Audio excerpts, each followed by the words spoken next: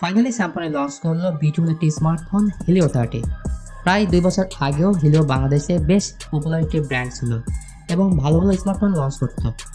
তারই ধারাবাহিকতায় লম্বা বিরতির পর হিলিও 30 বেটার স্পেক্সের সাথে দেশে অফিসিয়ালি লঞ্চ হয়েছে এবং ফোনটির দাম রাখা হয়েছে 14,990 টাকা, মানে 15,000 টাকা। আর এই প্রাইস পয়েন্টে আপনি পাচ্ছেন 108 মেগাপিক্সেল কোয়াড ক্যামেরা সেটআপ।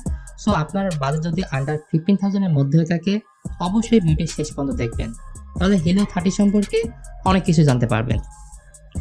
তো এই ফোনের ডিজাইন ও আউটলুকের কথা যদি বলি, তো এই ফোনটি সম্পূর্ণ প্লাস্টিক বিল্ড একটি ফোন, আর এই ফোনের এয়ার প্যানেলটি লেদার ম্যাট ফিনিশ, যার ফলে হ্যান্ড ফিল এবং গ্রিপ ভালো পাবেন।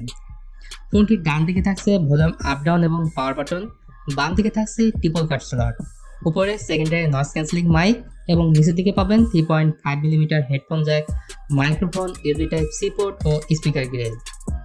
আর ফোনটির কালার ব্যান্ড থাকছে দুটি, মিনিট গ্রিন এবং ফ্লেম অরেঞ্জ। বিশেষ করে অরেঞ্জ কালার আমার কাছে বেশি ভালো লেগেছে। ফোনটির থিকনেস 9.5 মিলিমিটার এবং ওয়েট হচ্ছে 200 গ্রাম।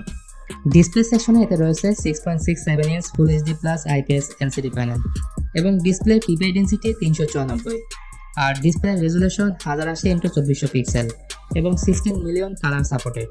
সো ডিসপ্লে কালার কন্ট্রাস্ট বেশ ভাইব্রেন্ট ছিল, এটা নিঃসন্দেহে বলা যায়।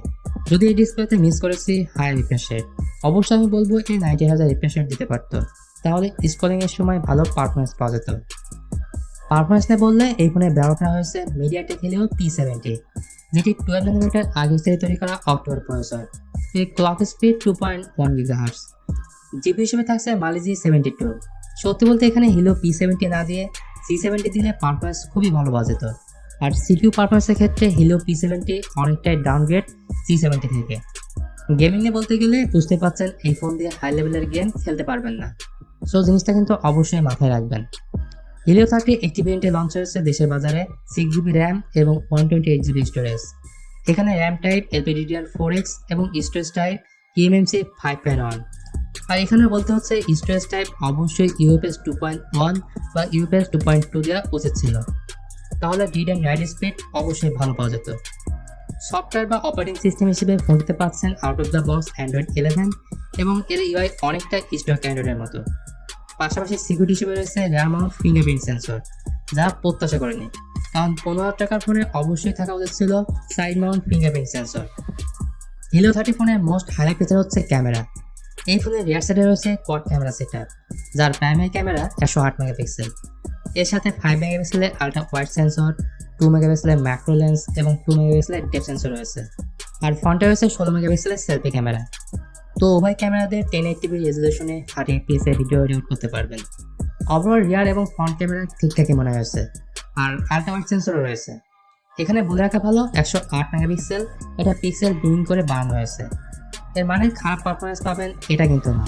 যখন 108 মেগাপিক্সেল দিয়ে ছবি তুলবেন তখন ছবির ডিটেলস ভালো পাবেন, জুম করলে ছবি ফাটবে না। এক কথায় ক্যামেরাতে বেশি ফোকাস দিয়েছে সিম্ফনি। ব্যাটারি সেকশনে এই ফোনে থাকছে 5000 mAh ব্যাটারি এবং 18 ওয়াটের ফাস্ট চার্জার বক্সের সাথেই পাবেন, যেটি দিয়ে এই ফোনটিকে ফুল চার্জ করতে সময় লাগবে 2 ঘন্টা 10 মিনিটের মতো। এখন কথা হলো 15,000 টাকার এই ফোনটি কেনা ঠিক হবে নাকি? আমার মনে হয় এই ফোনটি না কেনাই ভালো হবে, কারণ প্রথমত এই ফোনের ডিজাইন খুব একটা ভালো লাগেনি। এরপর বলবো performance, then side mount fingerprint sensor missing থাকছে। তো সব কিছু মিলে 1000 টাকা বাড়িয়ে রিয়েলমি নার্জো 50A প্রাইম ফোনটি নিতে পারেন, যেটি রিসেন্টলি বাংলাদেশের মার্কেটে লঞ্চ হয়েছে এবং বেশ ভালো একটি স্মার্টফোন। তো বন্ধুরা, এই ছিল আমাদের আজকের ভিডিওটি ভালো লাগলে লাইক, কমেন্ট এবং শেয়ার করতে পারেন। আজকের মতো এখানে বিদায় নিচ্ছি, দেখা হবে নেক্সট ভিডিওতে।